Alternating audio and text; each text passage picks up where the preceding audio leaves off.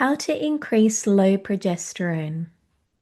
Let's talk about the ways on how to increase low progesterone and why it is typically low in the first place.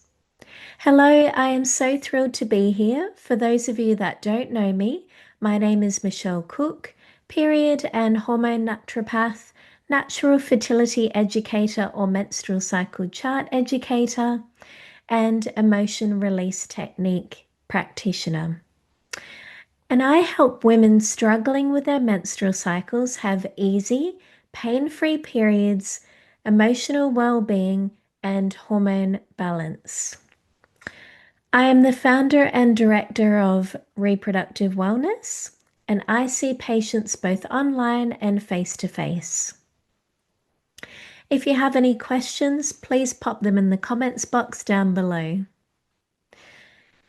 To gain an understanding about how to increase your low progesterone, you must understand how it is made and why it is low in the first place. How is progesterone made? Healthy progesterone levels can only happen if you are ovulating and it is happening well. Ovulation is the main event of the menstrual cycle. Once we ovulate, an egg or an oocyte is released from the follicle. From the remnants of the ruptured follicle, a corpus luteum is created. Corpus luteum stands for yellow body in Latin, and it's a temporary hormone secreting structure. This is what produces progesterone in the luteal phase of the menstrual cycle, and this is the phase that follows after ovulation. Why is my progesterone low? Progesterone is made from ovulation taking place. Without ovulation, progesterone levels will be low. So then it's reasonable to assume that anything that impacts ovulation will result in decreased progesterone levels. Lack of ovulation is known as anovulation. It is important to remember that you can actually still get your period even though you haven't ovulated. It is just the body's way of resetting for the next menstrual cycle.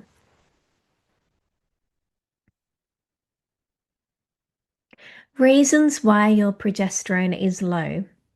So, conditions and physical reasons.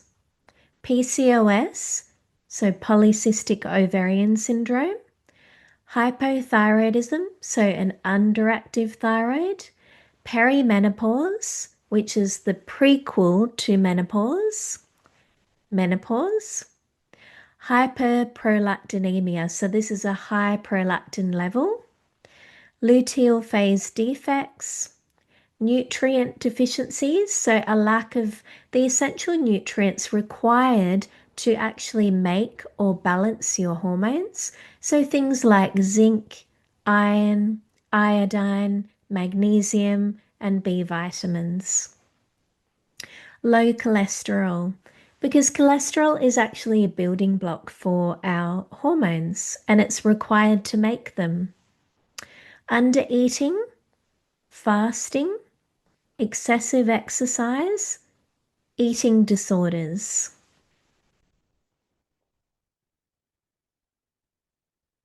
Stress. So I made this one a category of its own because it's so massive and it has such a huge impact on our progesterone levels. So your body doesn't know the difference between a life-endangering type of threat versus one that is not. When you are faced with a stressful situation, your body goes into fight or flight mode to either fight or flee the situation. This is when your adrenal glands, so they're small glands that sit on top of your kidneys, will start to produce cortisol. This is produced in order to help you deal with the stressor and give you the energy to flee if you need to. So the stressor is the thing that is causing you to feel stressed. To produce cortisol, the body needs the hormone pregnenolone. So this precursor hormone is also required to make progesterone. If your body is producing cortisol on overdrive with constant exposure to long-term stress, progesterone levels will plummet. Your nervous system will prioritize keeping you safe from harm or danger as a main priority, and fertility is given a back seat, which means that the girly hormone production is not important at this point in time. Fertility is more than just the ability to get pregnant. Fertility is the absolute state of menstrual well-being, physically and emotionally, for women. Stress. Now, stress can be felt and unfelt. What I mean by that is essentially beyond feeling stress emotionally and mentally, it's also possible to feel stress due to physical reasons in the body or environmentally from your surroundings as well. These are stressors or things that cause stress. Sleep hygiene issues, poor sleep quality, so having trouble getting to sleep, having trouble staying asleep, going to bed too late, scrolling on your phone right before bed. This actually produces cortisol, which will actually reduce the production of melatonin, which is your sleepy time hormone. Physical issues, diseases or conditions, pain, inflammation, injuries. Work-related, so things like high-pressure job roles, job insecurity, toxic work environments, deadlines, and poor work-life balance. School and uni related, so deadlines with assignments, exams, pressure from self or others in order to perform to a certain standard. Environmental, including things like noise, pollution, bright lights, traffic congestion, fluctuating weather conditions. Financial, so this can be things like bills, taxes, expenses that were unexpected, the pressure of staying on top of things financially. Diet and lifestyle choices, this is quite big as well. High intake of caffeine, excessive alcohol, taking drugs, and poor diet. Social issues, so this could be conflicts with someone, loneliness, isolation, lack of support socially, aggressive behavior towards you, or lack of social time with loved ones. Life events, getting married or planning your wedding, moving house, the birth of a baby, first entry into motherhood, starting a new job or university or school, losing your job, death of a family member or friend, and divorce.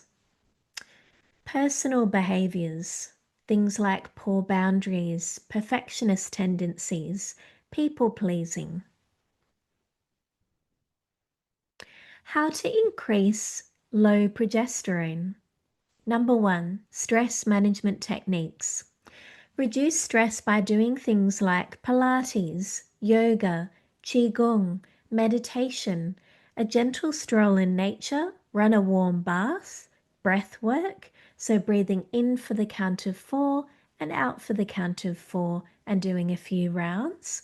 Mindfulness, anything that involves being in the moment rather than doing.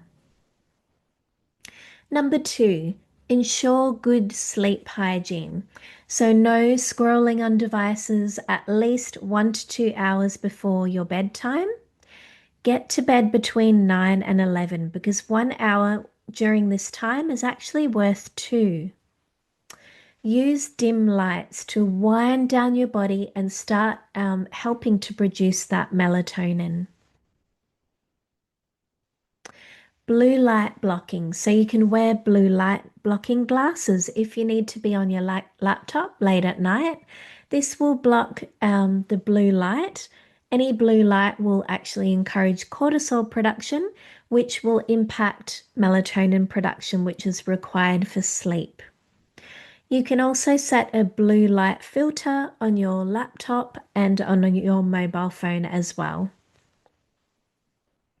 Number 3, eat healthy fats. Ensure you are eating good sources of healthy cholesterol in your diet. Cholesterol is a building block for our hormones like progesterone and estrogen. Foods like oily fish, mackerel, sardines, salmon, herring, barramundi, ling, cod, etc. Nuts, seeds, so things like chia seeds, linseeds, flaxseed meal, sunflower seeds, pumpkin seeds, and sesame seeds. Avocado, plant oils like hemp seed, chia seed, and flaxseed oil, organic butter, organic ghee. Number 4, give calf the flick. So every time that you drink a caffeinated beverage like coffee, black tea, or energy drinks, cortisol is produced from your adrenal glands. So every time this happens, eventually over time, this will reduce the amount of cortisol that you have in the tank or in your adrenal glands, sending your energy plummeting and making it very difficult for you to adapt and cope with any future stress. Switch over to a non-caffeinated herbal tea instead of your choice, or if you miss that sort of milky comfort, switch over to a non-caffeinated chai. So you can have a chai latte, you can have turmeric latte, or a dandelion latte instead. Number 5, don't overdo it. So exercise is highly beneficial for hormone balance, but if you go overboard without at least a couple of days rest, this can work against you and it can be a stress to the body. And it leads to further production of cortisol, which is your stress hormone, and then as a result, your progesterone production will be compromised. Obviously, it depends what type of exercise you're doing. If it's boot camp or HIIT workouts or really full-on cardio, that's kind of what I'm referring to. But if it's kind of a brisk walk or something like that, then that might be a little bit different. Number 6, eat foods with B6. So foods that contain vitamin B6 can be helpful for progesterone management. Things like salmon, chicken, tofu, pork, beef, sweet potatoes, bananas, avocados, potatoes, and pistachios. If you would like help with your low progesterone levels, I would absolutely love to help you. So please go ahead and book an appointment. If you are watching on my YouTube channel, there is a link in the description. If you are watching on my website blog, there is a button down below that you can click to book an appointment. FYI, I will be uploading a video every single week talking about women's health, periods, hormones, thyroid, and menstrual cycles.